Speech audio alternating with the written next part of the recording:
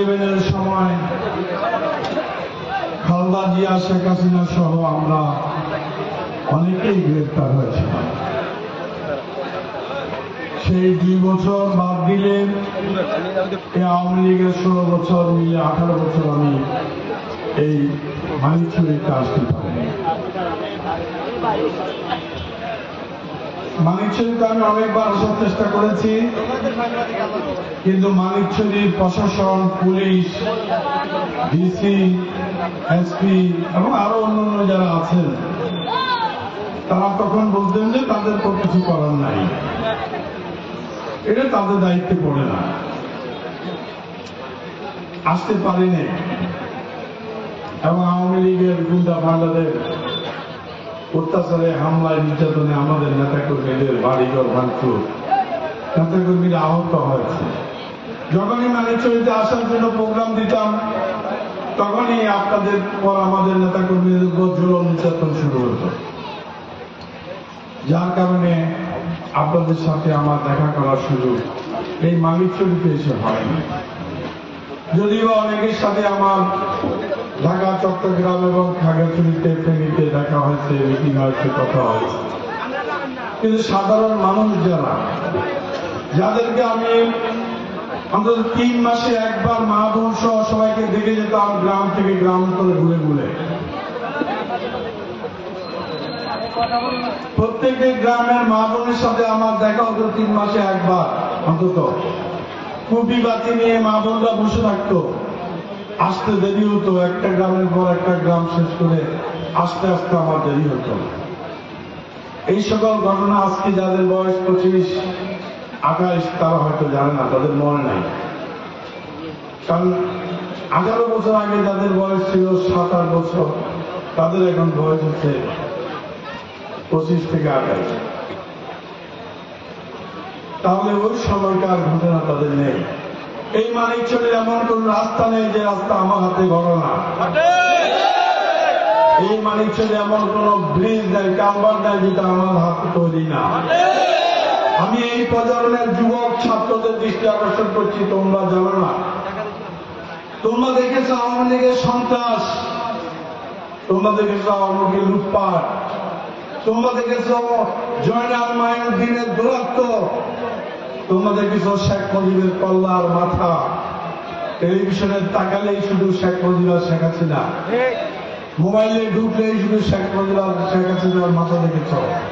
18 বছরের তারেক জিয়া, খালেদা জিয়া, শহীদ জিয়ার কিছুই তোমরা দেখো নাই।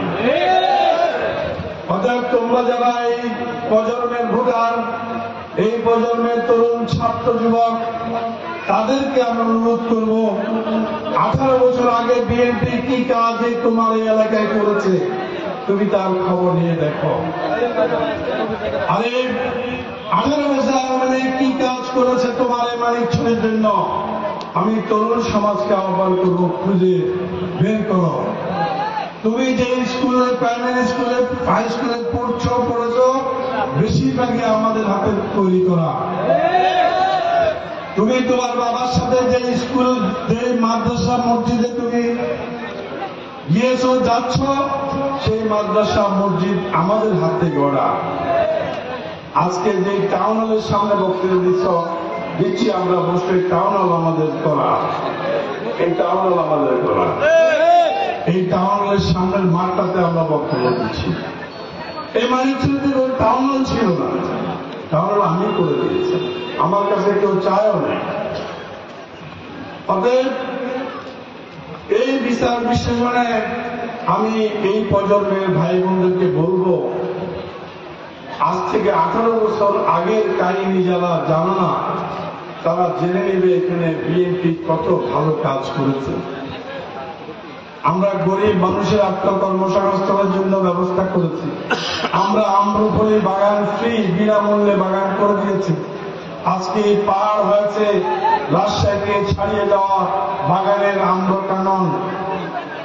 অতএব এই আম বাগান দিয়ে আজকে আমাদের কৃষকরা আজকে লক্ষ লক্ষ টাকা ইনকাম করছে।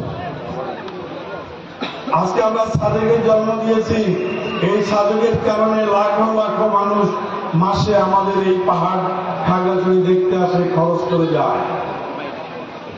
পান দোকানে পান কিনে, চায়ের দোকানে চা খায়, ভাতের দোকানে ভাত খায় এবং গাড়িতে উঠে এবং হোটেলে থাকে, সব টাকাটা আমাদের এখানে রেখে যায়। এছাড়া আমরা অনেক পর্যটনমূলক কাজ করেছি এই জেলাতে, শুধু মানিকচকে যাওয়া উচিত তা না, কিন্তু তাহলে আমরা মানিকচরে কি ক্ষতি করেছিলাম, যে কি এমন ক্ষতি করলাম যে মানিকচরিতে আমরা আসতে পারবো না? আমি আসলে কি মানিকচরিতে আমি আসলে কি শেখ হাসিনার পতন হয়ে যেত? আমি আসলে কি ওদের পতন হয়ে যেত? ইয়েলো তো ওদের কথাই শুনতো, ওসি তো ওদের কথাই শুনতো, আর যারা আছে তারা বলতো আমরা এটা আমাদের বিষয় না। তাহলে কি দাঁড়ালো?